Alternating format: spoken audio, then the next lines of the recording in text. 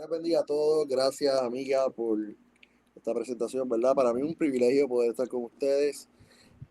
Felicito a todos los estudiantes que están aquí, que, eh, ¿verdad? Sacan este espacio para aprender.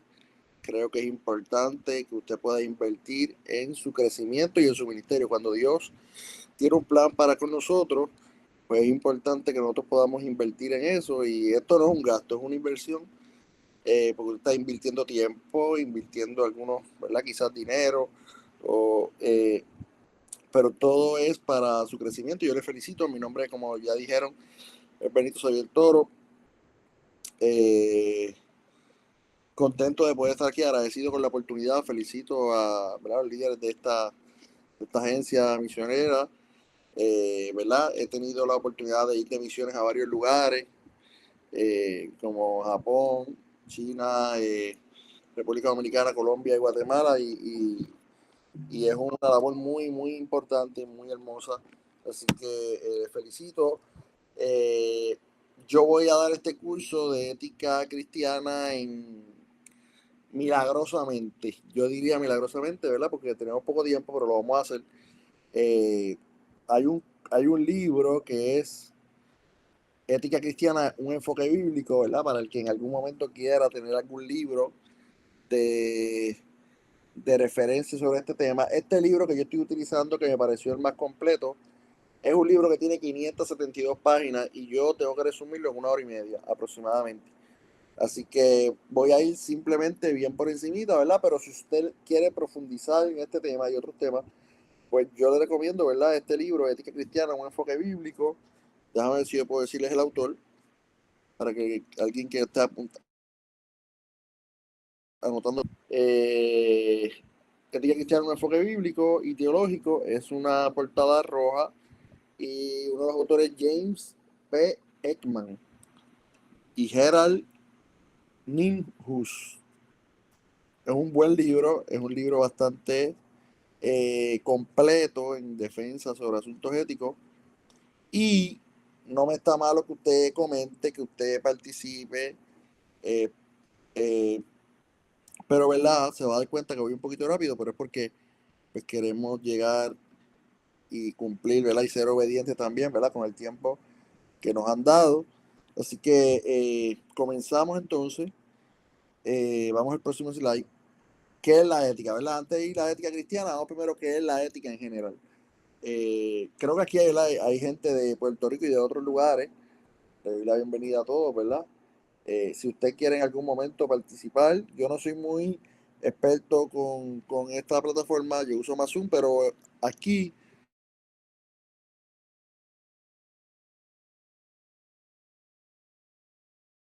aquí puedo hacer. A mí me gusta el debate, y esta clase promueve el debate, y en algún momento yo voy a pedir su opinión, aunque, ¿verdad? De manera breve porque tenemos poco tiempo, pero sí, la ética en general es el estudio científico de la vida moral humana determinada por su ideal y su forma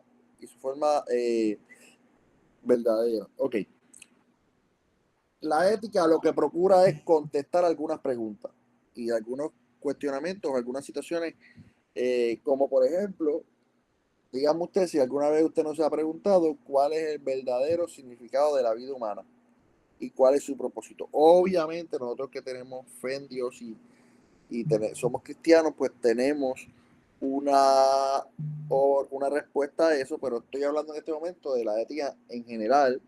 Luego ya ahí vamos a ver lo que es la ética cristiana. Ok.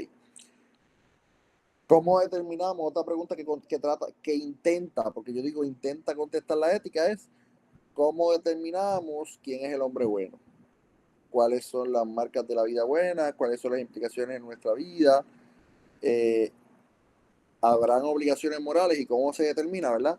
Son partes de las cuestiones, de los cuestionamientos y de las preguntas que la ética en general intenta, eh, intenta contestar. Pero antes de ir al próximo slide, en la ética, ¿verdad? La ética se dedica a tratar con la conciencia del ser humano, a contestar estas y otras preguntas, como ya les he mencionado. El ser humano no está constituido de tal modo que podamos llamarlo un ser racional moral. O sea, es tanto un ser social, un ser racional, perdón, como un ser moral. Esto es un supuesto y ahorita vamos a ver lo que significan los supuestos. El ser humano no solamente tiene intelecto, sino que tiene conciencia. Y la conciencia, que ahorita vamos a ver un poco más de lo que es la conciencia, pero la conciencia es muy importante. Y en la vida cristiana también, de alguna manera, la conciencia eh, va a obrar a nuestro favor, porque la conciencia es una de las cosas que es una alarma cuando nosotros estamos haciendo algo que no debemos hacer. Créame que la conciencia se va a encargar de decirnos que estamos mal. Por ejemplo, los cristianos sabemos que existe la disciplina. Cuando alguien hace algo mal, ¿verdad? Obviamente ahora pues ha mermado un poco eso de la disciplina en las iglesias, pero eh, por ejemplo, ¿verdad? ¿Qué es la disciplina o cómo se conoce, ¿verdad? Cuando una persona cometió una falla, pues le decía, ¿verdad? Se reunió el pastor y le decía, vas a estar algunos días sentado, algunos meses en lo que te restaura. Ahora bien, yo, ¿verdad? Entiendo ese proceso. Ahora bien, yo le añadiría eso que yo digo, la mayor disciplina que tiene una persona que ha hecho algo mal es su conciencia. Más que el castigo que puede sentir o más que lo que otros puedan decir, la conciencia, créeme, que te va a recordar que no lo estás haciendo bien o que no lo hiciste bien. ¿Ok? También a través de la ética va a averiguar, calcular, reflexionar, pensar, meditar y, ¿verdad? Se va a esforzar por tratar de responder a estas y otras preguntas. Eh, el estudio de la ética tiene la tarea de buscar la verdadera norma o regla para la vida humana. Ok, vamos al próximo punto. Ética cristiana. Ahora sí, ética cristiana. La cuestión del punto de vista o de los supuestos es de importancia primordial en el desarrollo de cualquier ciencia.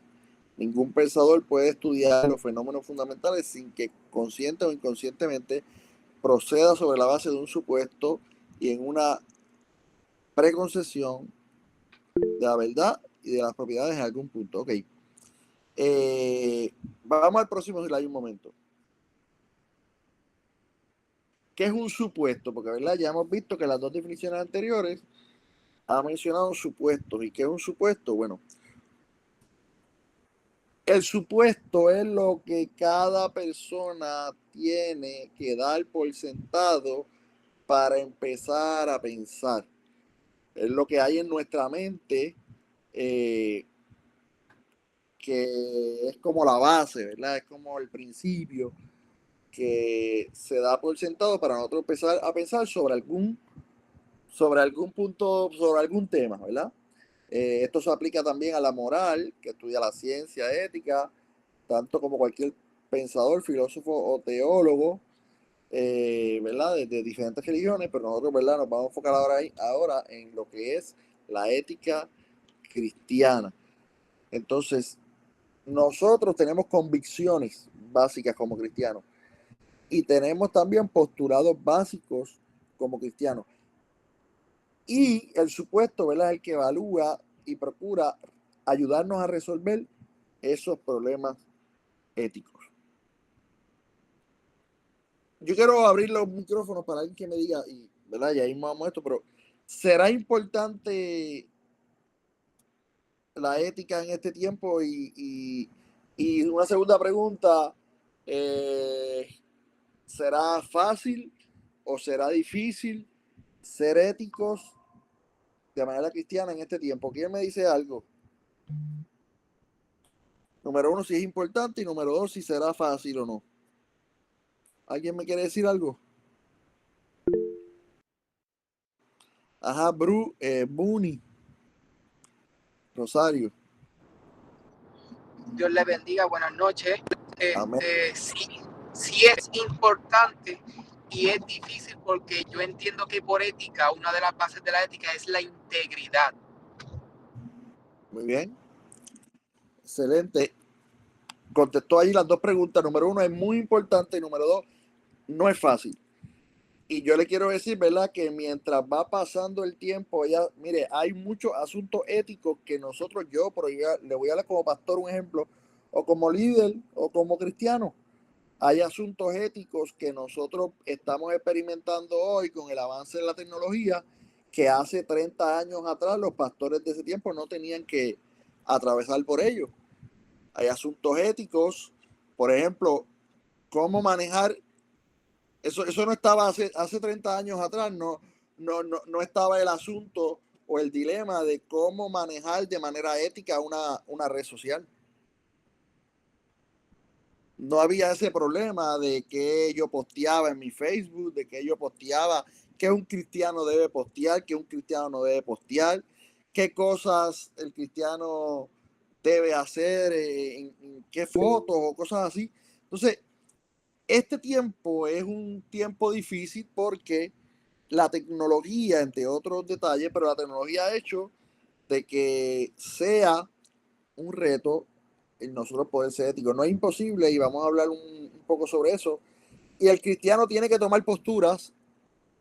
Usted no puede ceder a la presión de grupo porque la mayoría de los asuntos éticos en este tiempo, la corriente, las noticias, las redes sociales y todos quieren que todo el mundo piense como ellos, aunque sea incorrecto, y los cristianos no podemos dejarnos llevar por esa corriente. Vamos a hablar ahorita de unos puntos que usted va a ver que a lo largo de las noticias, a lo largo de las redes sociales, aún de las películas, nos están tratando de vender unas ideas que para ellos son correctas y nos quieren invitar a que nosotros también las aceptemos, pero como cristianos no las podemos aceptar. ¿Ok? Pero más adelante vamos a hablar un poco más sobre eso.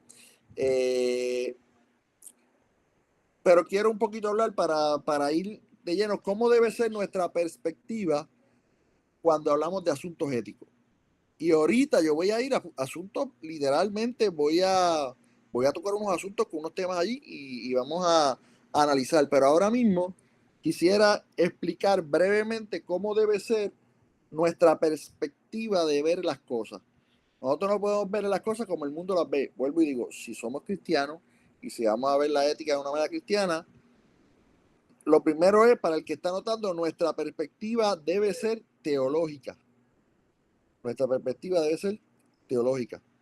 La única manera que tenemos de conocer y saber es por medio del conocimiento de Dios. La única manera de conocer a Dios es a través de la autorrevelación. Y escuche bien, solamente conocemos a Dios a través de la autorrevelación y esta autorrevelación, eh, esta autorrevelación es voluntaria de Dios hacia el hombre. Y quiero que usted entienda algo. Hay gente que se da golpes en el pecho diciendo, yo tuve una nueva revelación.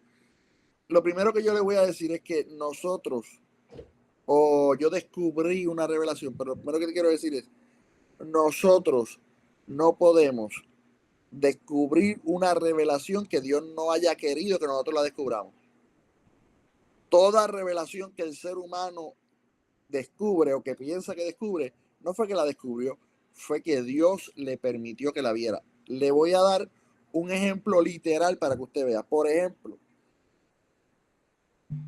supongamos que Dios, y es una suposición porque Dios no es, Dios es espíritu, pero por ejemplo, supongamos que Dios está detrás de esa puerta y Dios quiere revelarme su mano derecha.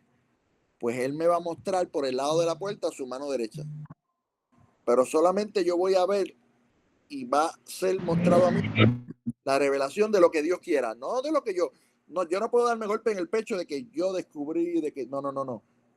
Solamente nosotros podemos descubrir lo que Dios quiere revelar.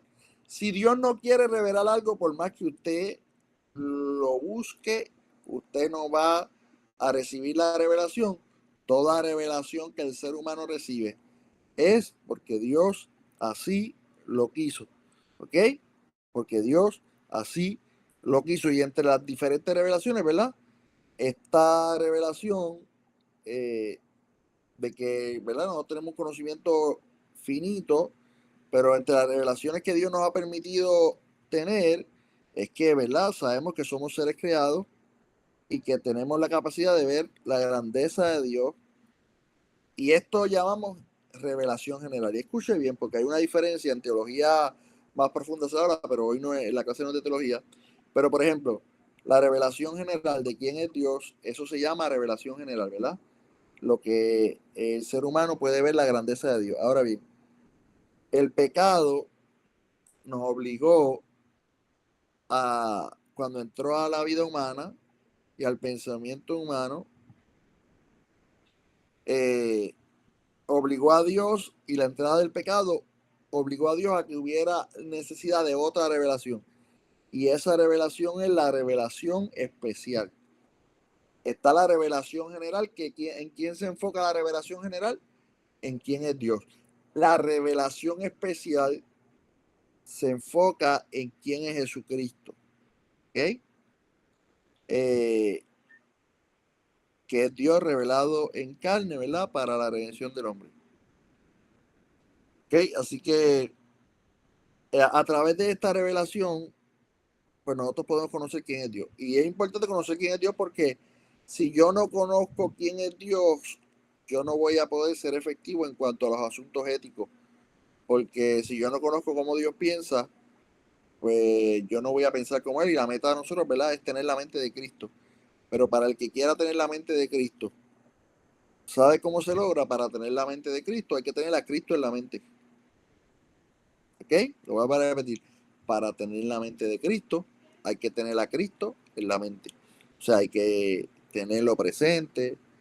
eh, y, ¿verdad? Hay muchos asuntos importantes, pero no, ¿verdad? Más adelante yo le invito a que usted pueda profundizar en estos temas. La perspectiva tiene que ser, número uno, como teológica. Número dos, tiene que ser cristiana. En realidad, esto no agrega nada a la característica que acabamos de mencionar, pero sí eh, nos da un énfasis en la centralidad en Cristo. ¿Ok? Cuando vamos a estudiar la ética cristiana, la revelación cristiana y la fe cristiana, la llamamos cristiana porque es la revelación, porque Cristo es su contenido central. Cristo debe ser el centro de nuestra teología, el centro de nuestra vida. Sin Cristo no existe el cristianismo. ¿Ok? Y no existen los cristianos tampoco sin Cristo. Por lo tanto, Cristo es el centro de todo nuestro pensar y de nuestra perspectiva. ¿Ok? Vamos a continuar por ahí. Vamos al próximo slide.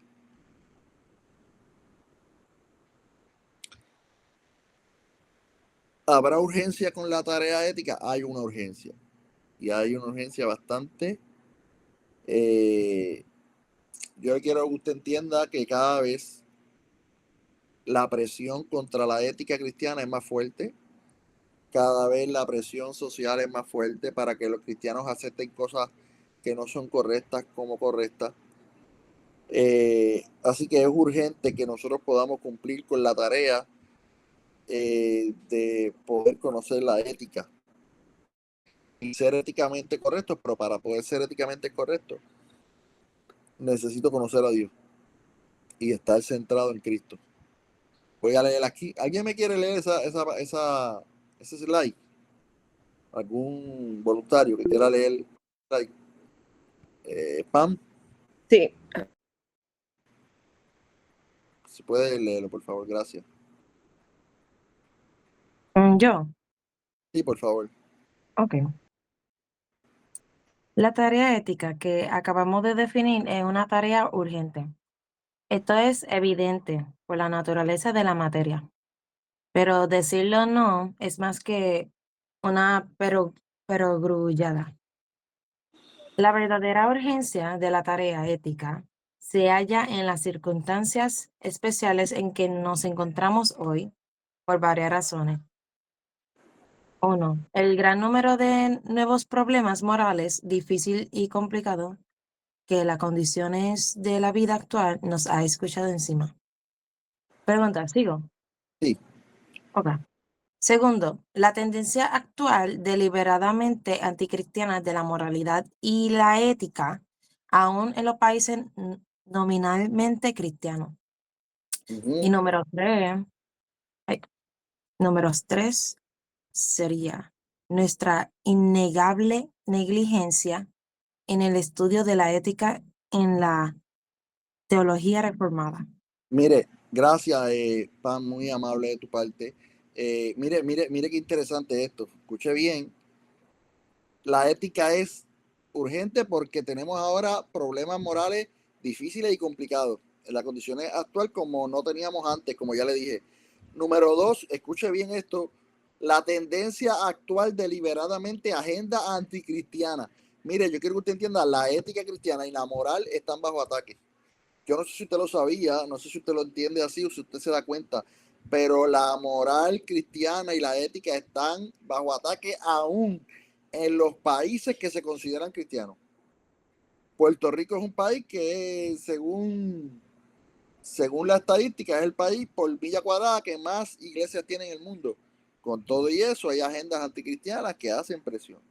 República Dominicana es otro país que tiene muchas iglesias y que el evangelio ha crecido mucho, pero también eso no le quita que tenga mucha presión anticristiano. Y imagínese usted, si eso está pasando en nuestros países que son cristianos o que tienen una base cristiana, imagínese cómo está el ataque en países no cristianos, en países donde no tienen la base cristiana.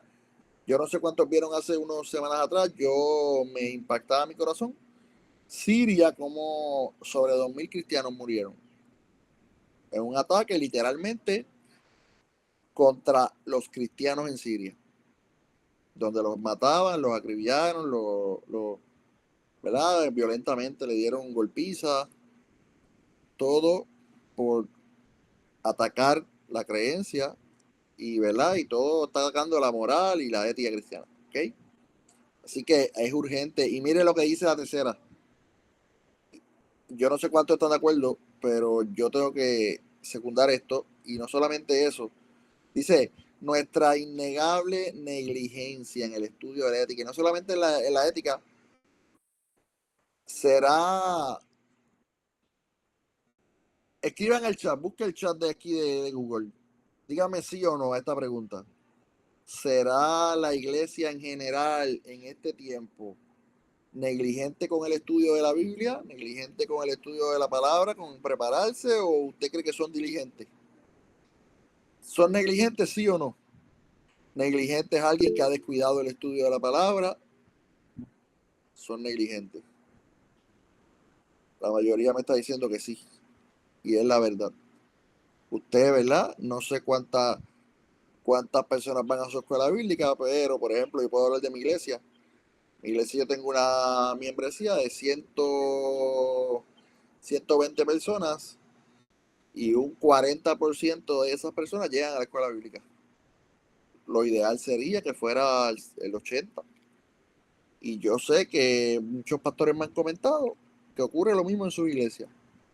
Lamentablemente estamos siendo negligentes a la hora de prepararnos, a la hora de estudiar, y eso ha provocado otros dilemas, porque si yo no estudio la palabra, yo no voy a tener respuestas cuando lleguen los asuntos éticos.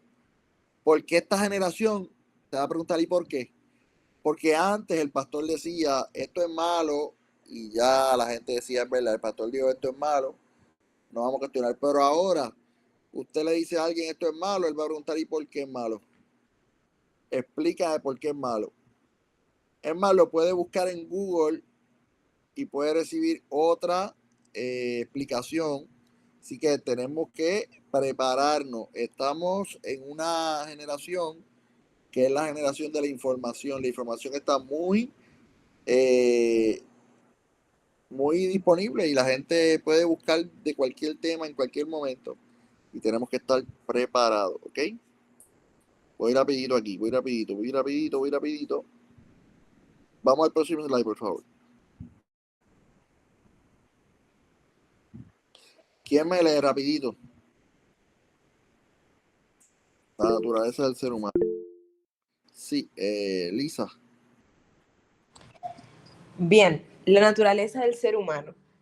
El hombre, constituido como tal desde el principio por Dios, es espíritu finito con substrato físico hecho a la imagen de Dios y, por esto, poseedor de una naturaleza racional moral, en la cual y a través de ella debe desarrollarse para glorificar a Dios, servir a sus semejantes y realizarse a sí mismo.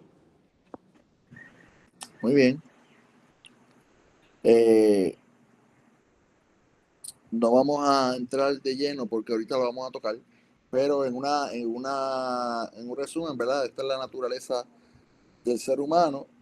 Fue creado por Dios, constituido por Dios, eh, hecho a la imagen de Dios, con una naturaleza racional moral, y a través de ella, ¿verdad? Lo que se supone que seamos, ¿verdad? Es que a través de ella ese razonamiento y moralidad se desarrollen para la gloria de Dios y servir a los semejantes. No siempre es así, pero es la razón o es lo que se supone que sea la naturaleza humana, ¿ok?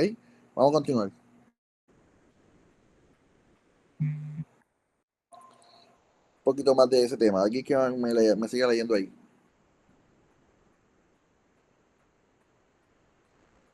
¿Alguien me puede leer? Amén. Ajá. La naturaleza del ser humano. El hombre es espíritu, pero espíritu finito, es decir, creado. Esto lo hace semejante a Dios, pero también notablemente lo distingue del ser divino. ¿Quién es espíritu? ¿Quién es espíritu infinito? Aunque el hombre es esencialmente espíritu, tiene cuerpo o habita un cuerpo. La relación entre cuerpo y alma es un problema desconcertante. Su naturaleza es racional, moral. Esto ya está implícito en que el hombre, siendo espíritu, está hecho a la imagen divina. Además, es una extensión y un efecto de su espiritualidad. La racionalidad y la moralidad se implican recíprocamente. Un ser verdaderamente racional es moral y un ser verdaderamente moral es racional. Muy bien. Si nosotros no, miren, muchos asuntos éticos razonalmente nos dan la razón. O sea, la razón y la moral no deben ir en contra, sino va a favor. Pero antes de seguir, yo quiero que entendamos un poco qué significa o qué postulados apoyan, ¿verdad? Y perdónenme porque voy bien brevemente, porque de verdad son 572 páginas, pero para nosotros poder entender la ética y poder entender todas estas cosas, número uno, tenemos que saber que Dios es un ser moral, Dios. Dios es un ser infinito, absoluto, espiritual, trino, perfecto en sabiduría, perfecto en poder, en bondad, en justicia, en santidad y en amor, tanto en la plenitud de su eterna y autosuficiente existencia, como en las múltiples relaciones que sostiene con sus criaturas. ¿Ok? Tenemos que saber quién es Dios y por qué. Porque de acuerdo a las leyes de Dios es que nosotros podemos determinar si algo es bueno o no es bueno. No de acuerdo a nuestra opinión, porque si lo bueno fuera de acuerdo a la opinión, cada cual tuviera una opinión. Y eso es lo que lamentablemente estamos viendo en esta sociedad. Que esta sociedad dice no hay una verdad absoluta, la verdad es relativa. Para ti, si para ti está mal, pues está mal, pero para mí está bien, pues está bien. Y verdad, cuando miramos a Dios, Dios es el que pone en orden todas las cosas, porque cuando miramos a Dios podemos saber, no. Dios establece qué está bien y qué está mal. ¿Ok? Hay unas implicaciones importantes en la doctrina de Dios, o en las implicaciones éticas de la doctrina de Dios, y por ejemplo, para que usted tenga una idea, la doctrina de Dios tiene la siguiente importante en las implicaciones éticas. Número uno, existe una antítesis absoluta entre el bien y el mal. La naturaleza moral de Dios, escuche bien, es la garantía de que vivimos en un mundo en el cual el bien y el mal no son asuntos indiferentes. Con el simple hecho de que Dios existe, de que Dios es quien dirige nuestra vida, nosotros no podemos decir o ser indiferentes ante el bien y el mal. Ah, pues eso está bien, eso está mal. no podemos ser indiferentes ante este tema. O sea, no nos puede dar lo mismo. ¿Ok? La naturaleza moral de Dios es la base de la responsabilidad del hombre. Somos responsables moralmente porque Dios nos hizo criaturas morales a su propia imagen. Por cuanto Dios nos hizo a su propia imagen, somos responsables ante Dios de cómo vivimos. ¿Ok? Somos responsables. ¿Verdad? Para terminar este punto de explicar esta parte, la voluntad de Dios nos proporciona una regla para la vida moral. Esta norma es la expresión de la santa voluntad de Dios. Para nosotros la expresión de la santa y perfecta voluntad de Dios es el bien. ¿Ok? El bien. Nosotros buscamos hacer el bien y agradar a Dios. El pecado es lo que va en contra de la voluntad de Dios. Solamente cuando tengamos un sentido profundo de la voluntad de Dios, entenderemos que el pecado es verdaderamente pecaminoso para nosotros. Salmo 51:4 dice: contra ti solo he pecado y he hecho lo malo delante de tus ojos, ¿verdad? Cuando pecamos, ¿verdad? Pecamos contra la voluntad de Dios. Y termino este punto para ir al próximo slide. La meta más alta y sublime es la meta más alta, el sublime fin, el sumo propósito de todo esfuerzo moral se encuentra en Dios. Dios es el fin. ¿Cuál es el fin principal del hombre? O sea, ¿para qué el hombre existe? Hay algunos que dicen, yo existo para hacerme famoso, yo existo para ser reconocido, yo existo para que la gente me mire. No, el fin principal del hombre, el fin principal de la creación del hombre es para glorificar a Dios y gozar de Él para siempre. El salmista dice en un momento dado: ¿a quién tengo yo en los cielos sino a ti? ¿Ok? Entonces la meta moral más alta de el hombre es Dios mismo. Dios no es, mire esto, y esto yo le enseñaba en un mensaje. Usted sabe por allí que los primeros dos reyes del pueblo de Israel fueron Saúl y David. Y dice que Saúl tenía una diferencia entre Saúl y David porque David era conforme al corazón de Dios. Y entre otras diferencias, aquí hay una que es muy importante y es lo que aquí resalta el libro también. Mire la diferencia entre lo que significaba Dios para Saúl y lo que significaba Dios para David. Para Saúl, Dios le ayudaba a alcanzar tus metas. Dios le ayudaba a alcanzar victorias, a Saúl Dios le ayudaba a gobernar bien, a Saúl. La meta de Saúl era que Dios le ayudara o sea, Saúl veía a Dios como la ayuda que él tenía para alcanzar sus metas. Para David Dios era su meta. Wow, qué lindo esto. Para Saúl, Dios era quien lo ayudaba a alcanzar sus metas. Para David, Dios era la meta. Agradar a Dios era la meta. Así que nuestra meta, que no veamos a Dios para que nos ayude a cumplir nuestros caprichos, que nos ayude a cumplir nuestros ministerios, nuestros deseos. No nos puede ayudar, sí, Él nos puede ayudar. Pero la meta nuestra no es más que cualquier otra meta. La primer meta, buscar primeramente el reino de Dios y su justicia. Y la meta más grande del cristiano es Dios mismo. ¿Ok? Es Dios mismo, es glorificar a Dios. Y el último fin del creyente, ¿cuál es? El cielo. ¿Y por qué el cielo es la meta del creyente? Porque ahí está Dios. ¿Por qué? Escuche bien. ¿Por qué el cielo es la meta del creyente? Porque ahí está Dios. Hay gente que dice, no estaba, pero yo quiero llegar al cielo para disfrutar de las calles de oro. Yo quiero llegar al cielo para ver el mar de cristal. Yo quiero llegar al cielo para ver la mesa y las bodas del Cordero. ¿Sabe algo? ¿De qué vale el mar de cristal si Dios no está allí? ¿De qué valdría las calles de oro si Dios no está allí? Lo que hace al cielo cielo y lo que hace del cielo nuestra meta no es ni calles de oro ni mar de cristal, es que la presencia de Dios está en el cielo. Es que Dios mismo está en el cielo y por eso Él es nuestra meta. Yo no quiero ir al cielo por las calles de oro. Están tremendas y tan bonitas las calles de oro. Ni por el mar de cristal. Yo quiero ir al cielo porque quiero encontrarme con Dios. ¿Cuántos quieren encontrarse con Dios? Esa es nuestra meta. Nuestra meta es Dios. Esa es nuestra meta. Eso es. Mejor es un desierto con Dios que un paraíso sin Dios. Tremendo. Así lo dijo Moisés. Así lo dijo Moisés. Así que esto está bueno, pero tenemos que avanzar. Estoy buscando el reloj y Padre amado. Tenemos que meterle turbo a esto. Ya hablamos de la naturaleza del ser humano. No me puedo quedar allí. Vamos a seguirlo por aquí.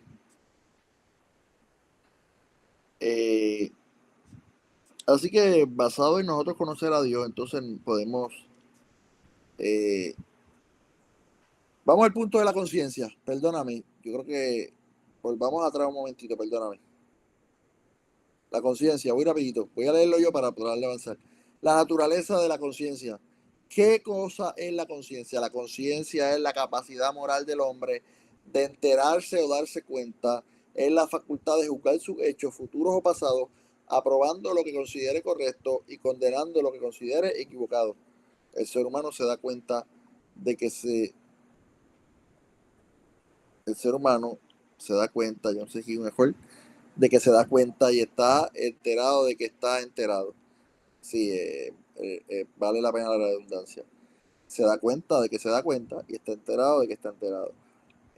También podemos decir que la conciencia es la capacidad de estar consciente de lo que se está consciente. La conciencia nos va a ayudar a nosotros a analizar nuestros hechos y nosotros poder saber si estamos haciéndolo bien o estamos haciéndolo mal. Hay un montón de cosas que podemos decir de la conciencia, pero no lo podemos hacer en este momento, pero vuelvo y digo, yo invito a que usted pueda leer este libro. Vamos a continuar. La naturaleza del pecado. Pecado es una palabra que rápidamente está perdiendo su sentido teológico en el vocabulario del hombre moderno. Por supuesto, nadie puede negar la realidad del pecado, ya que seguimos construyendo cárceles, cerramos nuestras casas y ponemos llave a nuestros coches y hay policías en todos los comercios. ¿Por qué tenemos que construir cárceles? Porque existe el pecado. ¿Por qué tenemos que cerrar nuestras casas cuando no estamos allí? Porque existe el pecado. ¿Por qué ponemos llave a nuestros coches? Y yo le voy a decir algo, el ser humano está avisado y no se da cuenta. Por ejemplo, yo vivo en Lajas. Ahora mismo estoy en mi casa. Este barrio se llama Maguayo. Maguayo de Lajas, de Puerto Rico. Si dijeran que por ahí esta noche hay un grupo de personas robando los carros, yo me acostaría a dormir y dejaría las llaves de mi carro allí en el carro y dejaría el cristal bajado. No, porque me advirtieron de que hay un grupo de personas robando. Yo dejaría mi casa abierta si sé que alguien se puede entrar. No, porque me advirtieron que hay un grupo de personas robando. La pregunta es, si la Biblia dice que hay alguien que vino y que el enemigo vino a matar, hurtar y destruir, ¿por qué dejamos tantas puertas abiertas en nuestro corazón? Sabemos que el enemigo está buscando corazones para robarlos, corazones para destruirlos, corazones para quitar y poseer. La pregunta es por qué dejamos la puerta en nuestro corazón abierta cuando la Biblia nos ha advertido que hay alguien que quiere entrar. La Biblia dice sobre que toda cosa guardada, guarda tu corazón, porque de él más la vida. Tenemos que ser guardianes de nuestro corazón. ¿Ok? Pero vamos a continuar por ahí. Síguelo. El amor cristiano es clave también para lo que es la ética. Vamos a ver lo que significa el amor cristiano. El ágape humano, hay muchos amores, pero vamos a hablar de esta parte del ágape. El amor ágape humano está arraigado en la fe cristiana. El amor cristiano no es lo mismo que el amor natural, ni aún el amor llamado ágape, sino que el amor arraigado en la fe cristiana, del cual brota es la fe que tiene a Cristo como su objeto y contenido. Es la fe que se apropia del amor que Dios tiene para los pecadores, plenamente manifiesto en Cristo y en la redención. La fe cristiana se desarrolla en el amor cristiano, gracia, fe, amor, libertad, caridad. Esta es la cadena indisoluble fuera de la cual ninguna obra es buena. De ello notamos claramente que la fe es anterior al amor y al ejercicio de la vida cristiana, ya que el amor cristiano está completamente condicionado por esa fe. Vamos a continuar, porque quiero llegar a un punto, ya son las 8 menos 10. El amor cristiano se edifica sobre la base de la fe cristiana. Subjetivamente está arraigado en la experiencia redentora. Es la expresión de gratitud del creyente por la redención efectuada en Primera de Juan 4:10. Un maestro de ética una vez dijo: llego a tener fe cuando por obra de la conciencia, la ley y el evangelio pierdo confianza en mí mismo. Llego a tener amor cuando tengo fe y confianza en el amor divino en Cristo. Otra vez el mismo autor dice: mi amor no me hace creer, pero mi fe me hace amar. ¿Okay? Y hermano, yo les voy a decir la verdad: si no podemos amar a nuestro hermano que no hemos visto, ¿cómo podemos amar a Dios? ¿O cómo pensamos poder amar a Dios? El amor, alguien puede decir: ay, el amor, tanto que hablan del amor, pero el amor es clave. El amor es clave. A veces nos estamos colgando en lo más sencillo. Estamos enfocándonos en lo complejo y en lo sencillo estamos fallando. Que nos ayude el Señor. Síguelo por ahí. Amor cristiano. Dios es el objeto supremo del amor cristiano. El amor a Dios, ¿verdad? Es lo primero. Y el odio al pecado. Y número 2, ¿verdad? El prójimo también es objeto del amor cristiano. Y es la regla de oro, ¿verdad? De que yo debo amar a otros como... amar a mi prójimo como si fuera yo mismo. ¿Ok? Vamos a continuar. La influencia del pecado.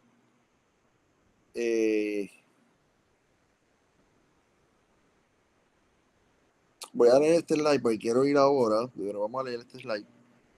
Podemos ver la influencia del pecado sobre el hombre como agente moral en 3 perspectivas: la de su verdadero fin ideal, la de su libertad y la de conciencia. Mire, ¿el pecado tiene influencia sobre el ser humano? Sí, tiene mucha influencia. Y tiene influencia también sobre el amor que los cristianos profesan. Y bueno, tanto el pecado como el amor son 2 temas que son muy profundos. No pudiéramos llegar o concluir completamente con ellos, pero son ambos importantes en cuanto a la ética, estos temas. Vamos a seguir el próximo. ¿Por qué estudiar la ética? ¿Por qué? ¿Por qué razón? La primera razón para estudiar la ética es que la cultura occidental ha abandonado cualquier marco absoluto para su pensamiento acerca de normas éticas. Mire, nos hemos olvidado de la ética y ahora cada cual hace las cosas como bien le parece y estamos alejándonos de lo correcto muchas veces. Segunda razón, la ética se enfoca en el hecho de que tantas preguntas éticas son como una pendiente resbalosa. Considera el asunto del aborto. Y ahí vamos a hablar de eso. Hay asuntos éticos que son difíciles de explicar. Por eso quiero llegar ahí, porque quiero usar los últimos minutos que nos queden para hablar un poco de algunos asuntos éticos. En tercer lugar, los cristianos debemos entender la naturaleza integrada de los asuntos éticos. Y en cuarto lugar, muchos cristianos saben cuál es su posición en ciertos asuntos éticos, pero no saben defender su posición. Dígame si usted se identifica con esto, o en su iglesia, no necesariamente usted. ¿Cuántos sabemos que algo es malo, pero si tenemos que hacer un debate no sabemos defender y explicar por qué es malo? Sí, yo estoy en contra del aborto, sí. Ajá, pues explícame, ¿por qué tú estás en contra del aborto? No sé por qué estoy en contra del aborto, porque alguien me dijo. ¿Cuántas veces en el ámbito cristiano nosotros hacemos las cosas como de costumbre? Y le voy a hacer un ejemplo. Se cuenta la historia de que había un matrimonio y que el esposo le dice a la esposa: yo quiero que me calientes una pizza en el horno. La esposa cogió la pizza, la partió en 2 cantos, en 4 cantos partió la pizza y la puso en el horno, en 4 cantos. El esposo le dice: ¿por qué partiste la pizza en 4 cantos si cabía completa? Bueno, es que mi mamá lo hacía así. Y el esposo le dice a la suegra, que es la mamá de la muchacha: Oye, suegra, te pregunto, por qué tú, cuando haces la pizza, la partes en 4 cantos? Ah, bueno, yo la parto en 4 cantos porque mi mamá lo hacía así. Y cuando él fue a entrevistar a la abuelita de su esposa y le dijo, abuelita, ¿por qué razón cuando, cuando tú partes la pizza y hacías la pizza la partías en 4 cantos? Y dice, ah, hijo, lo que sucede es que para el tiempo mío la pizza no cabía completa en el horno y tenía que partirla en 4 cantos para que cupiera. Entonces, eso tiene una enseñanza. ¿Cuántas cosas hacemos porque todo el mundo lo hace, pero no tenemos una explicación? ¿Y por qué tú no lo haces? Porque mami no lo hacía, porque papi no lo hacía. No está mal, pero tenemos que tratar, ¿sabes? No tenemos que ser, para nosotros poder defender nuestras posiciones, tenemos que saber, ¿sabes? Tenemos que tener una explicación y en los asuntos éticos que nos va a tocar debatir con gente que no es cristiana, muchas veces tenemos que saber cómo defender estas cosas. Hay una ciencia que yo le invito a que usted la pueda estudiar, que es la apologética. La apologética se dedica a la defensa de la fe. Busque cursos de eso, compre libros de eso y, ¿verdad? Estudie un poco. Si usted dice, se me hace un poco difícil explicar algunas cosas, puede estudiar sobre la apologética y ahí va a tener bastante ayuda. Vamos a continuar. Ahí estamos. Vamos a ver. La eutanasia. ¿Alguien sabe lo que es la eutanasia? Ahora quiero que los micrófonos se abran. Vamos a hablar ahora. ¿Ahora qué? ¿Qué es la eutanasia? Vamos a ver. Yesenia.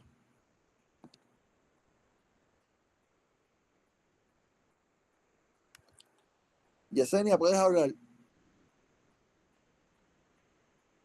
No sé si me oyen.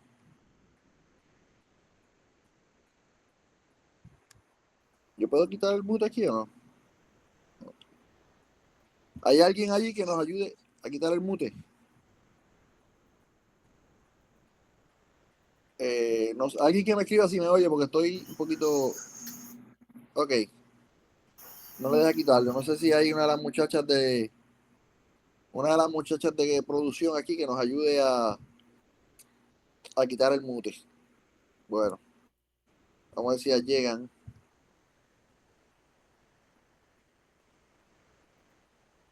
Es ayudar a morir a alguien en muerte asistida. Muy bien.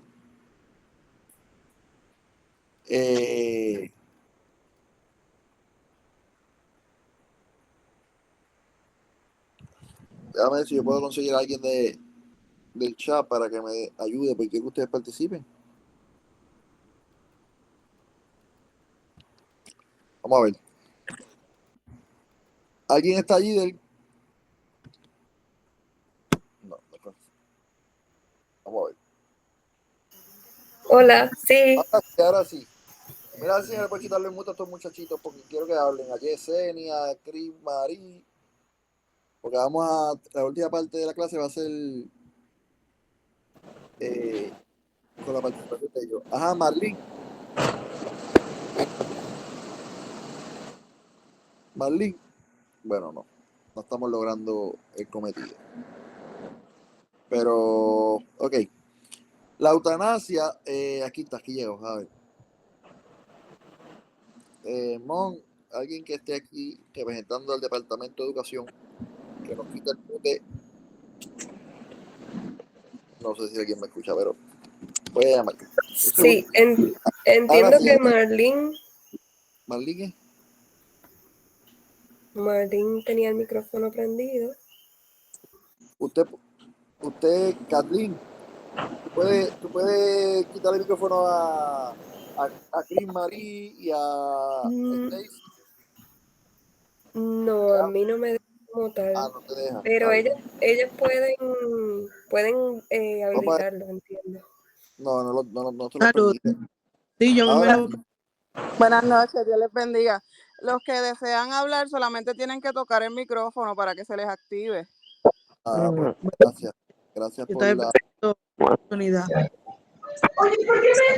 Ok, pues vamos punto por punto. El aborto, Ok. la eutanasia, perdón, vamos, no todos quiten el micrófono a la vez porque quizás, ¿verdad?, se puede escuchar, pero sí, el que va a participar lo puede hacer. La eutanasia es un asunto crítico hoy y esto es uno de los asuntos éticos. ¿Por qué? Porque es ético, porque como ya escribieron por ahí, es la muerte asistida. Pero si yo le pregunto, yo voy a ser ahora una persona que estoy defendiendo la eutanasia, ¿qué usted como cristiano me diría? Escriba por ahí o hábleme para explicarme bíblicamente por qué la eutanasia no está bien, porque la eutanasia es incorrecta. ¿Quién me dice? ¿Quién me explica? Yo estoy defendiendo la eutanasia.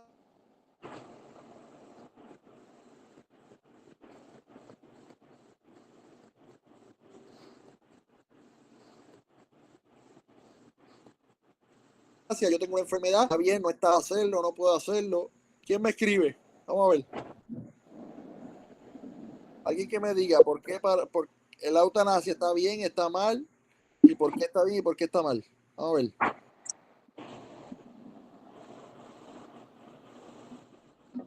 Dios les bendiga. Amén, Saribel. ¿Verdad? No tengo un texto bíblico a la mano, pero el que da la vida, ¿verdad? Es nuestro Dios y Él es el que decide cuándo nosotros nos vamos de este mundo. Nuestros días están contados, pero Él es el que sabe cuánto es que vamos a durar. El decidir por una eutanasia, sea la situación que tenga la persona, sería un suicidio asistido y el suicidio pues es un pecado. Muy bien, excelente explicación, Saribel, excelente. También por aquí escribieron, ¿verdad? Hechura suya somos, Él nos hizo y no nosotros muy bien. Tenemos que someternos a la voluntad de Dios, muy bien. El Señor da la vida y Él es quien la quita, muy bien. Excelente. No matarás, ¿verdad? Es uno de los mandamientos. Dios es quien tiene la última palabra, muy bien. ¿Verdad? Esto es un asunto ético. Yo quiero que usted entienda que hay países que están legalizando la eutanasia, ¿verdad? Lamentablemente, pero nosotros creemos, ¿verdad? Que, por ejemplo, mire lo que dijo el ex gobernador de Colorado, Richard Land, dijo, los ancianos deben morir, y él lo dijo apoyando la eutanasia para dejar lugar para los jóvenes que no pueden costear la ayuda médica que necesitan. Mire eso, es increíble. Está diciendo, los ancianos ya han vivido mucho, debemos utilizar la eutanasia para que los ancianos mueran y entonces los jóvenes puedan tener mayor acceso a los servicios médicos. Lamentablemente el hombre tratando de usurpar lo que le corresponde a Dios. Él nos da la vida y Él la quita. Muy bien,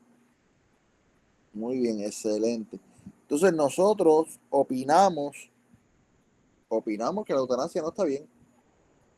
Y tenemos que, no importa, ¿sabes? No importa no importa la razón, la eutanasia no está bien, ¿ok? La eutanasia no está bien y no podemos o no debemos, bajo ninguna circunstancia, estar de acuerdo con eso. Vamos al próximo punto. Si alguien me ayuda aquí a pasar, ok. Bioética.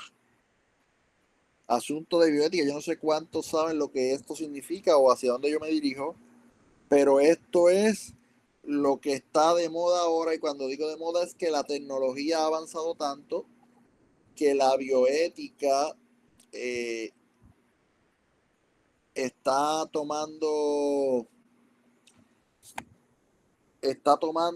lugar, y escuchen porque quiero que usted me comente ahora.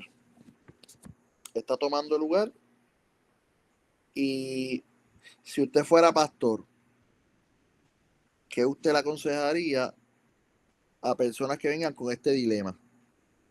Voy a buscar aquí en el libro, deme un segundito, voy a buscar unos ejercicios que yo tengo aquí, unos ejemplos que le quiero leer. Pero, vuelvo y digo, estos temas tienen un montón de puntos, pero no puedo profundizarlos todos. Pero, por ejemplo, supongamos que un matrimonio cristiano, escuche bien, usted es el consejero o el pastor de la iglesia y escuche bien este caso, usted me va a decir que usted le aconsejaría, me lo escribe ahí en el chat. Supongamos que un matrimonio cristiano que usted conoce viene a pedirle un consejo. Ellos son infértiles y comparten con usted las opciones que su médico le ha ofrecido para resolver su problema. El médico le dijo que la esposa podía ser inseminada artificialmente usando el esperma de otro hombre y nadie lo va a saber. El doctor también ha compartido un proceso conocido como fertilización in vitro, en que varios de los óvulos de la esposa serían removidos de su cuerpo y el esperma sería provisto por el marido en una caja y los óvulos serían fertilizados por el esperma y al final, ¿verdad? Serían implantados en el vientre de la esposa. Y le preguntan, ¿puedo hacerlo, pastor? ¿Qué usted le diría? ¿Que sí o que no?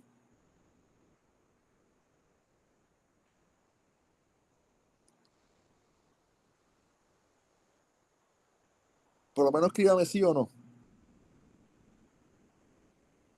Y eso es la bioética. La bioética son todos estos avances tecnológicos que hablan de clonación, están llegando a niveles de clonación, están llegando a niveles de duplicar los ADN, están llegando a niveles preocupantes, ¿verdad? Donde se están creando muchas cosas. Aquí me escribe Aura María Marte, me dice no. Le diría que no, para Dios no es nada imposible. El Señor le consiguió a Sara a los 90 años tener hijos. Muy bien. Joel dice que no, muy bien. Le diría que no como pastor, dice Cristina, muy bien. Y Marlene dice que tengan fe en Dios porque es el tiempo de Dios, no es el tiempo de nosotros. Muy bien, no. No, no se puede usar el espermatozoide de hombre, ¿verdad? Que no sea tu esposo, sería adulterio, ¿verdad? Y eso vuelvo, es otro asunto ético, porque sería prácticamente una infidelidad, en otras palabras, aunque no se está dando el acto, pero como dice aquí Raquel, por eso te digo que los asuntos éticos se están complicando cada día más por el avance de la tecnología. Entonces yo quiero aquí. Muy bien, todo lo que han dicho está bien, ¿de quién más? Lo más triste es la cantidad de hermanos en la fe que optan por estas opciones. Muy bien.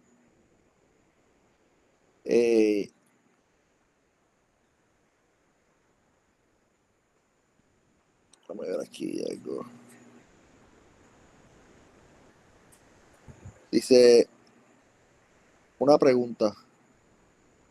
Nosotros deberíamos, ¿verdad? Darle opciones. Por ejemplo,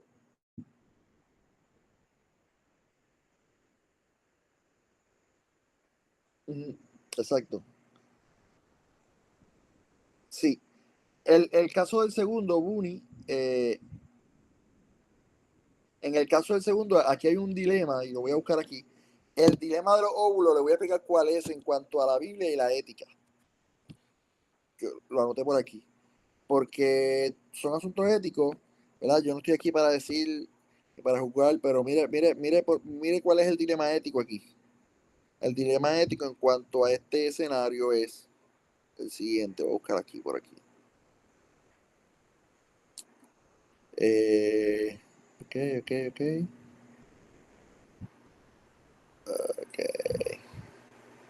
Voy a buscar aquí rapidito. En cuanto al segundo, el dilema es que ellos hacen diferentes óvulos y los óvulos que no utilizan los destruyen. Y la Biblia nos enseña que después de que un óvulo está allí, ya hay vida ahí.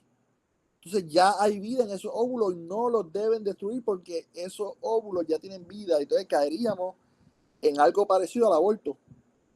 Porque si la Biblia dice que desde que hay esa unión del óvulo con el esperma, hay vida, pues ya en esos óvulos hay vida. El problema es que están destruyendo óvulos y volvemos a lo mismo. Ahí también se sale de lo ético. Se sale de lo ético.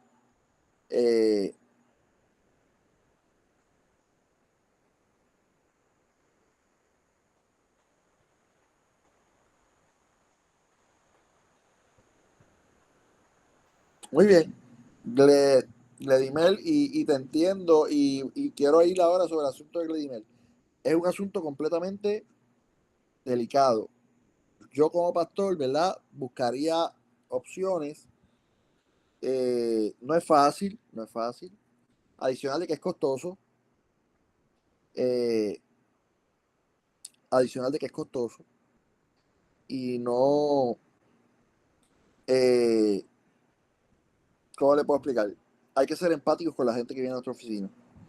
Pero aunque hay que ser empático, vuelvo y lo mismo, no podemos salirnos de la ética.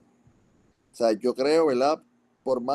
¿Verdad? Por más que la mujer esté desesperada, ¿verdad? Y yo lo puedo entender. Yo conozco mucha gente en mi iglesia y conozco gente muy cercana a mí que quisieran tener hijos y están en ese proceso de intentarlo, o sea, de buscar alternativas, pero hay alternativas que no necesariamente rompen la ética cristiana. O sea, hay que buscar alternativas que no vayan en contra de Dios. Por ejemplo, el poner en tu vientre el esperma de un hombre que no sea el esposo, por ninguna razón, eso podemos permitirlo, ¿me entiendes?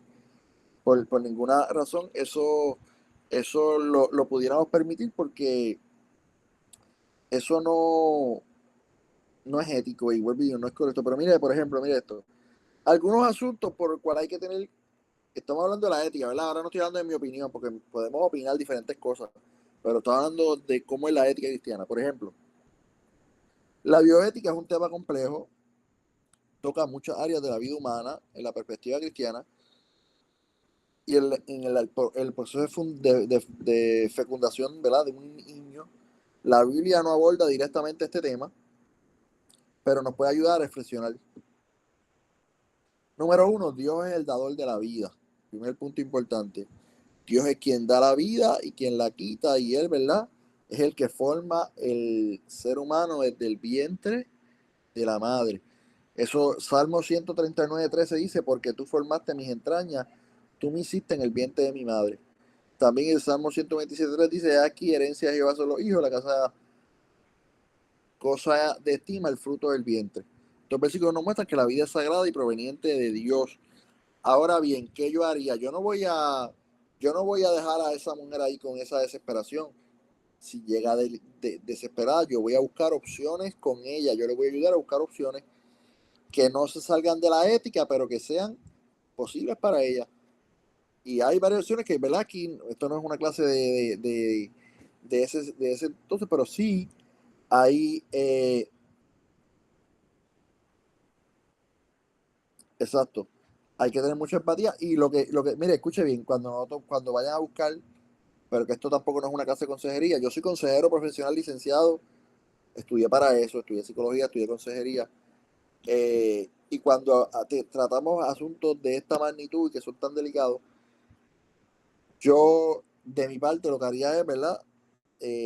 No solamente decirles, no pueden hacer eso, yo le ayudaría a buscar otras opciones y a hablarles de los diferentes panoramas que hay, que sí éticamente pueden ser permitidos y, y, y por ejemplo, pero quiero decirle cuáles son los dilemas un momento de estos procesos.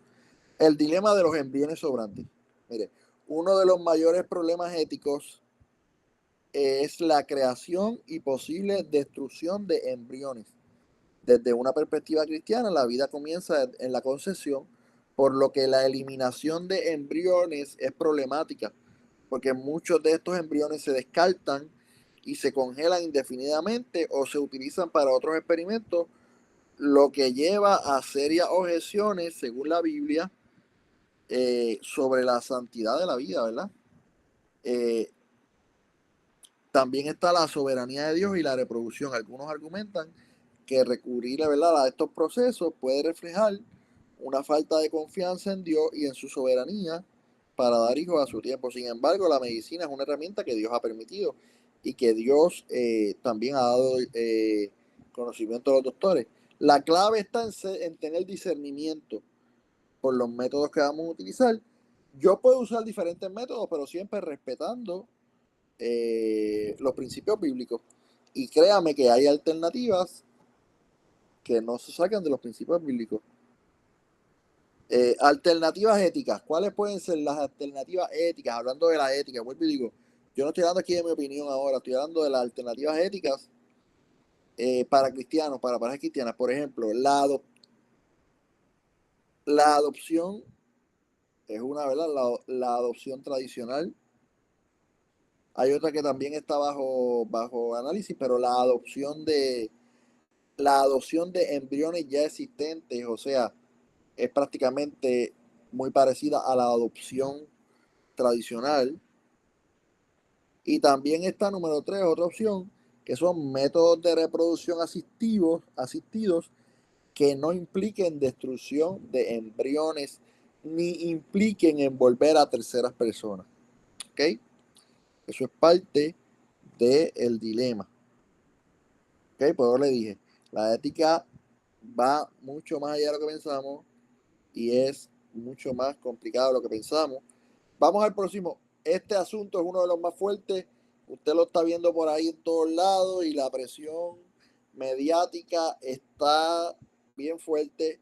La sexualidad humana, el debate que todo el mundo se cuestiona es si la homosexualidad es genética o ambiental. Los que están a favor de la homosexualidad están gritando y diciendo, esto es genético, yo nací así. Nosotros los cristianos no creemos en eso.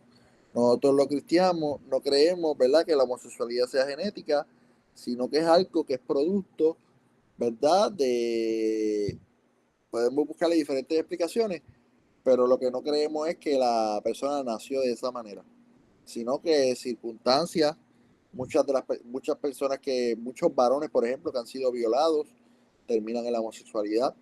Se lo digo porque yo conozco muchos casos y, ¿verdad? No voy a generalizar, pero hay otros que son por otras razones.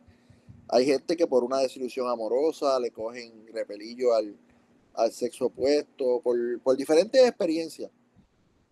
Pero, ¿verdad? Lo que la iglesia cree con respecto a esto es que no es genético.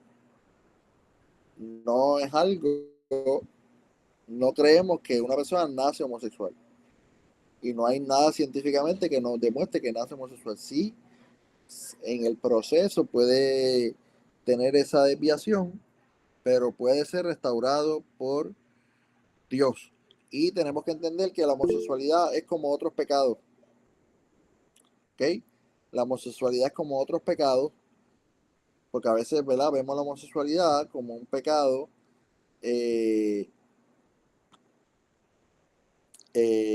diferente a los demás, y hay que, aunque, ¿verdad?, no estamos de acuerdo con la homosexualidad, ¿cómo debemos tratar a los homosexuales? La iglesia debe abordar este tema con amor y respeto. No podemos afirmar como bíblico lo que la escritura condena, pero tampoco podemos rechazar o despreciar a quienes luchan con esta tendencia. Jesús vino a salvar y a ofrecer unas oportunidades nuevas a todos. La restauración es posible aún para las personas que luchan con la homosexualidad, ¿verdad? La iglesia debe ofrecer ayuda y apoyo, como quiera. Ok. Una encuesta para ¿verdad? Sabemos, en esta parte no voy a hacer la encuesta porque yo sé, ¿verdad? Todos opinamos lo mismo, pero vamos al próximo slide. El cristiano y la política.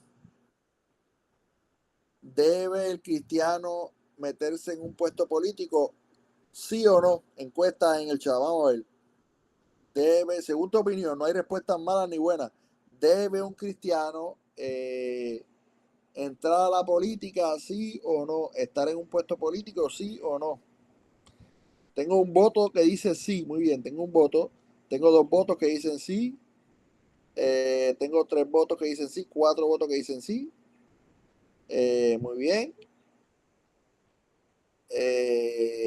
Tenemos hasta ahora todos los votos dicen sí, muy bien. Solamente si Dios lo llama para eso, ¿ok? ¿Alguien piensa que no? Pues están todos en el mismo, de que si alguien dice, yo pienso que no. No, hasta ahora todos dicen sí, ¿ok? Por ahí alguien levantando la mano, Arismendi, no sé si quiere decir algo, o otra persona que estaba por ahí levantando la mano.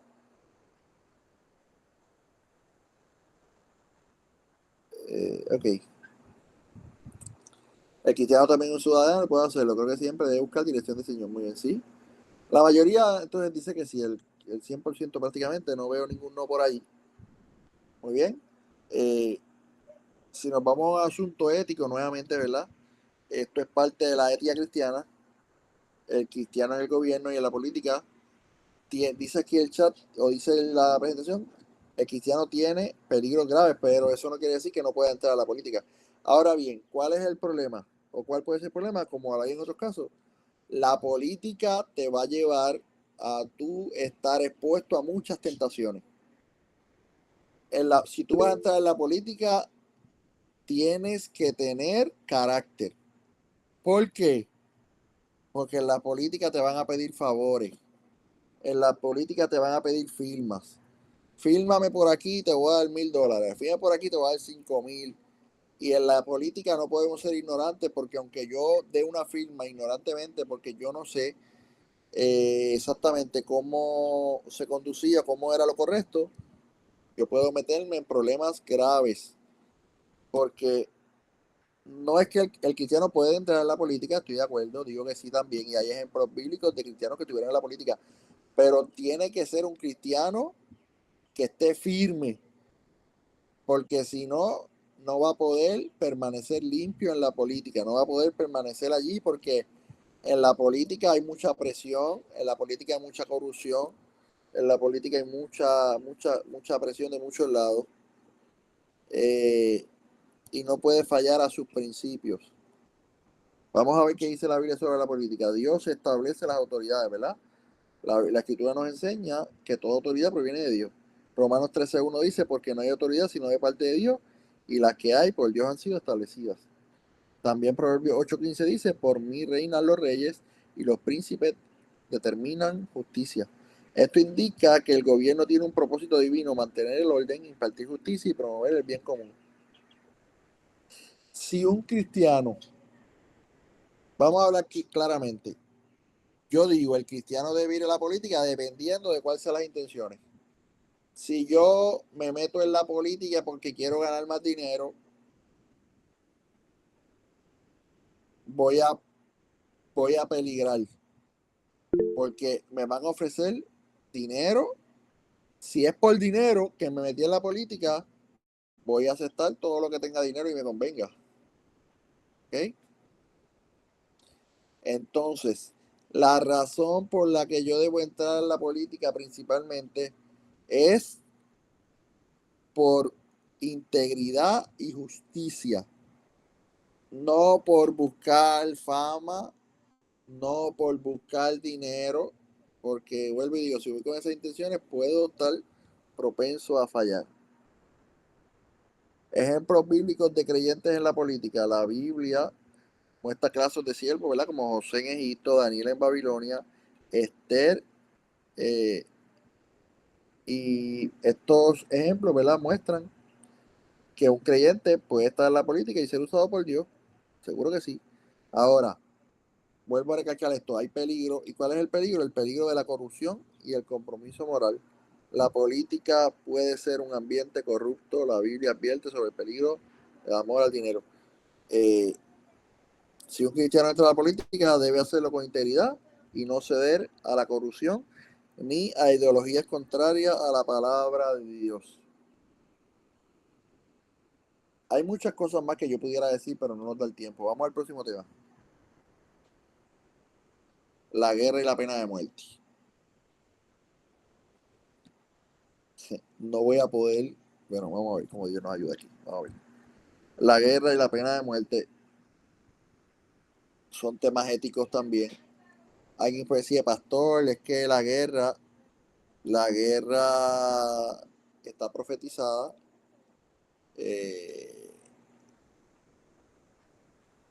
Y hay un asunto ético porque algunos dicen que matar y asesinar no es lo mismo. Porque, por ejemplo, los que trabajan como policía o los que trabajan como soldados, los entrenan para matar. Y eso es otro dilema ético. ¿Debe un cristiano estar en la milicia donde se entrenan para matar? Otro asunto ético. que pudiéramos debatir por un buen rato. ¿Debe un cristiano apoyar la guerra? Si nosotros analizamos, ¿verdad? Obviamente, la Biblia no promueve la guerra, pero reconoce, ¿verdad? Reconocemos que hay un mundo caído y hay guerra, y están profetizadas en la Biblia, y en la Biblia también hubieron guerras. Sin embargo, la Biblia siempre es clara en que nosotros debemos ser pacificadores. Mateo 5:9 dice: bienaventurados los pacificadores, porque ellos serán llamados hijos de Dios. Si es posible, en cuanto dependa de nosotros, estar en paz con todos los hombres. ¿Ok? Sobre la pena de muerte.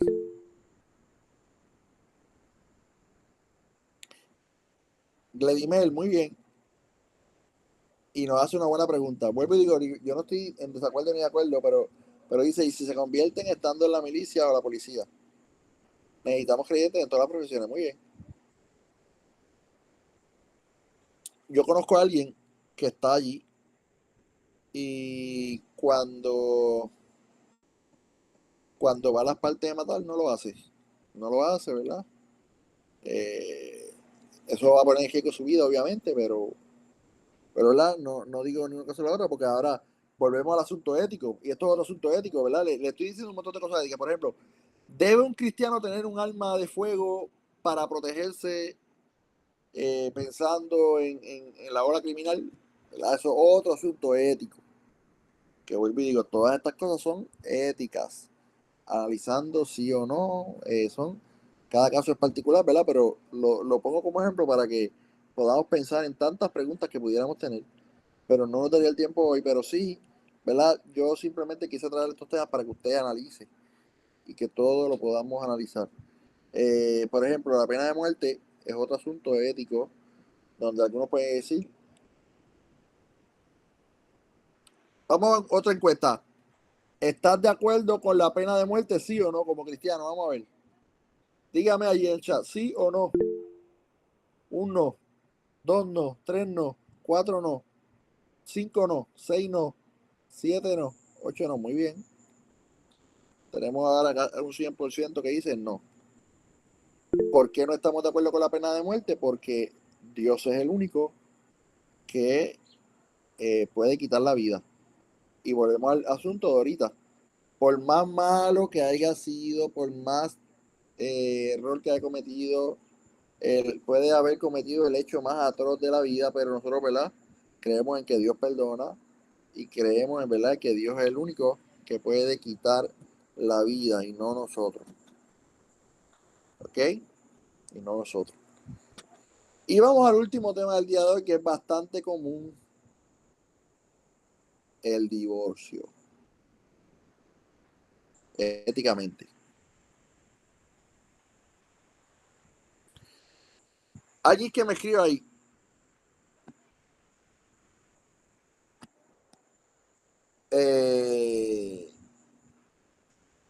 Esta es la pregunta sencilla: ¿puede un cristiano, me escuche bien, no voy después vamos a esto, pero la pregunta: ¿puede un cristiano divorciarse?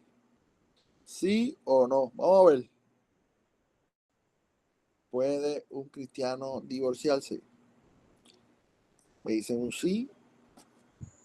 Tengo un sí, tengo dos sí. Tengo un no. No es lo recomendable, pero sí hay excepciones. Muy bien. ¿Quién más me dice?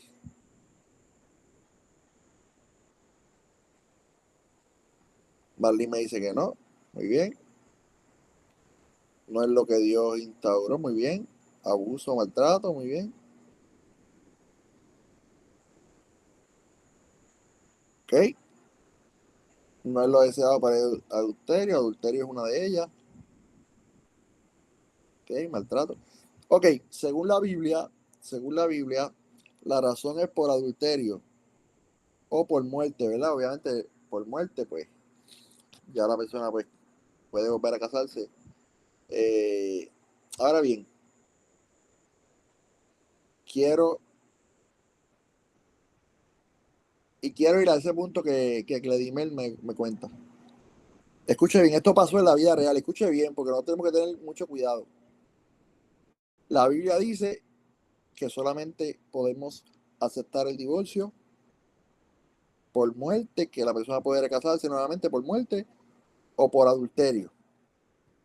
¿Ok? Eso es lo que dice la Biblia. Escuche bien, pero déjenme explicar esto.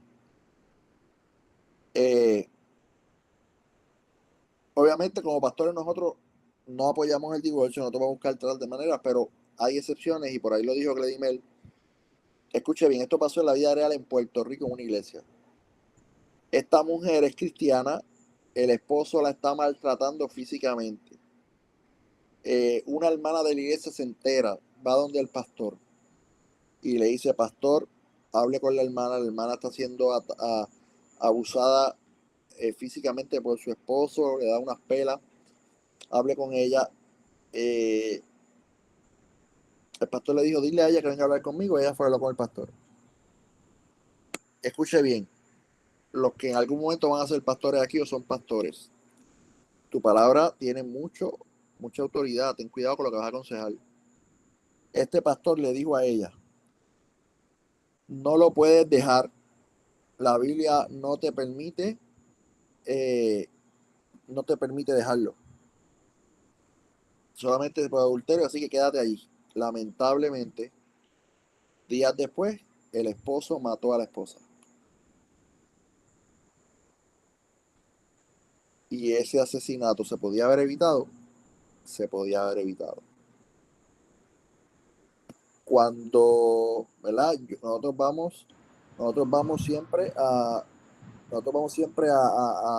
defender que sea que la Biblia dice, pero tenemos que entender que si la vida de alguien está en riesgo, mire, yo soy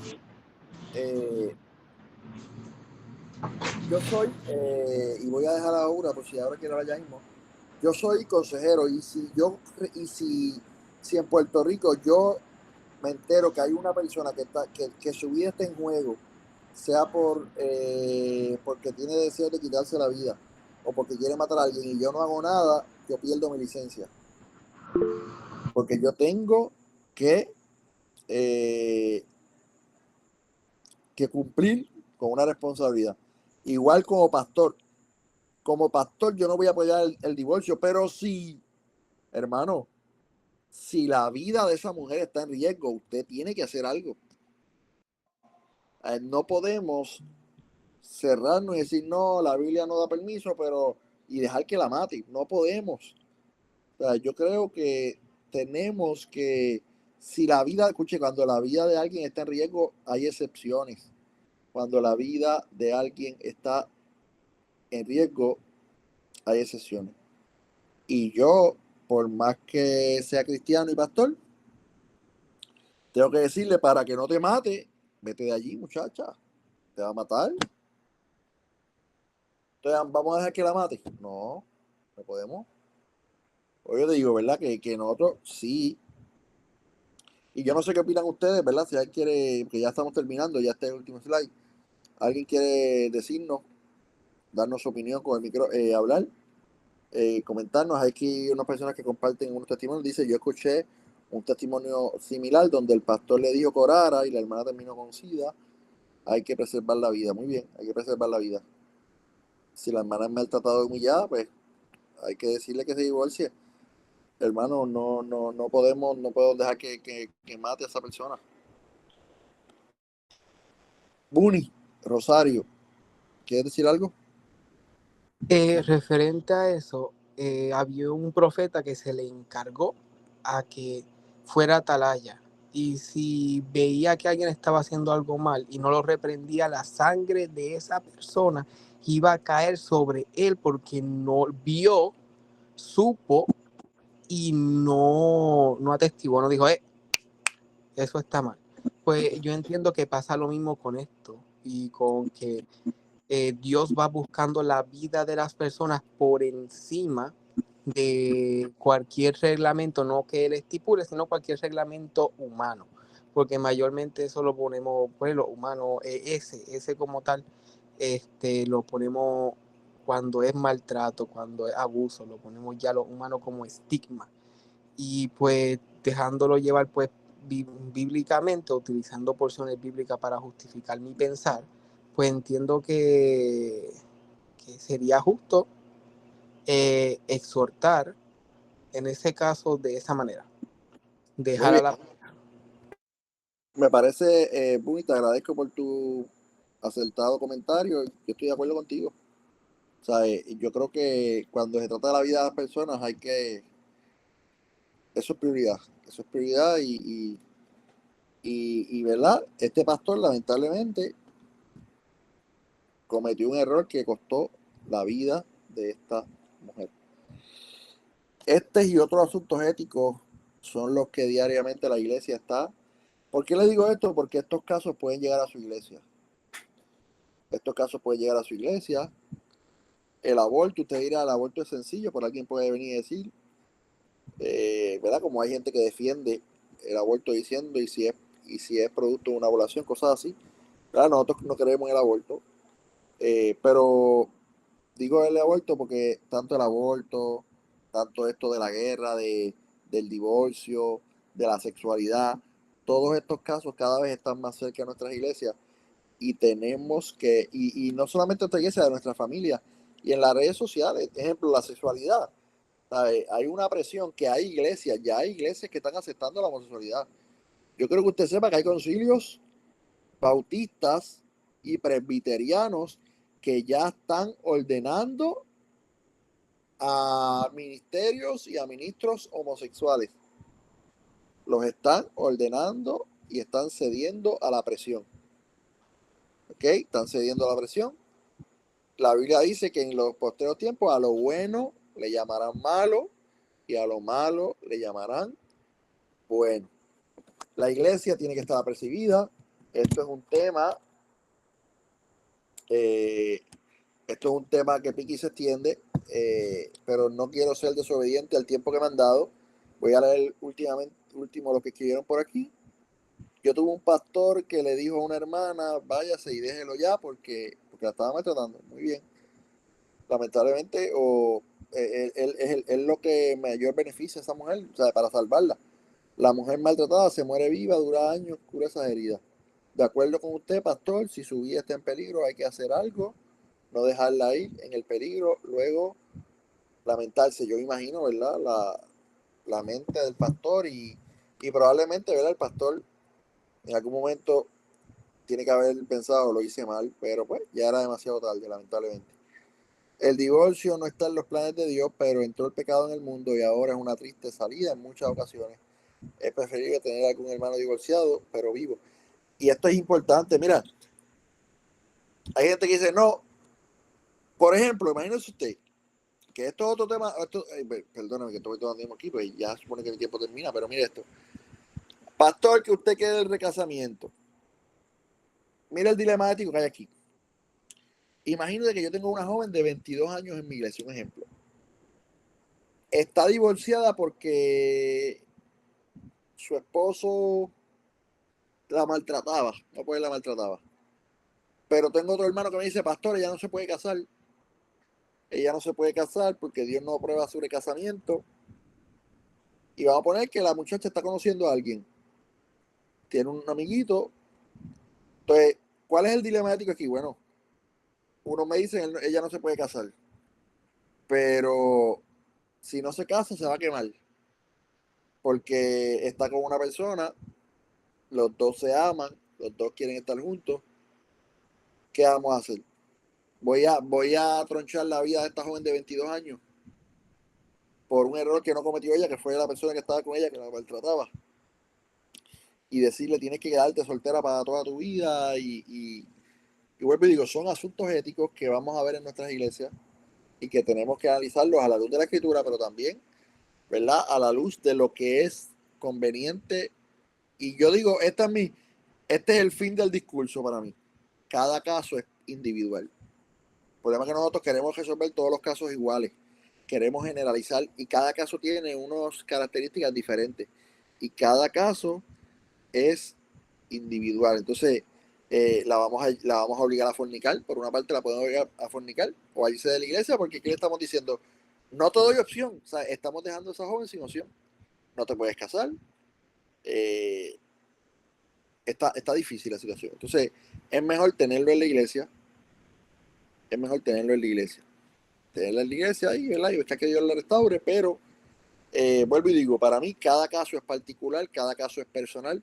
Cuando usted vaya a bregar cada caso se brega de una manera distinta, pero, ¿verdad? Buscando los detalles y buscando el bienestar, ¿verdad? Y lo que es mejor espiritual y obviamente sin dejar la Biblia a un lado para personas.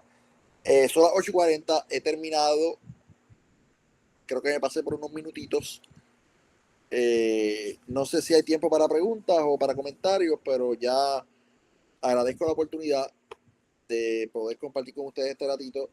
Disculpe, ¿verdad? Que fui lo más rapidito porque pues son 500 páginas y no pudiéramos profundizar en todas, pero sí agradecido, espero que, ¿verdad? Lo que pudimos compartir de alguna manera u otra le pueda ayudar y que nos ayude el Señor a ser éticos en medio de un mundo que nos está empujando a ser moralmente como ellos y éticamente como ellos. Así que nada, voy a volver a mencionar el libro. Voy a buscar rápido para que usted pueda apuntarlo. El libro tiene como título Ética Cristiana, un enfoque bíblico teológico. La portada es roja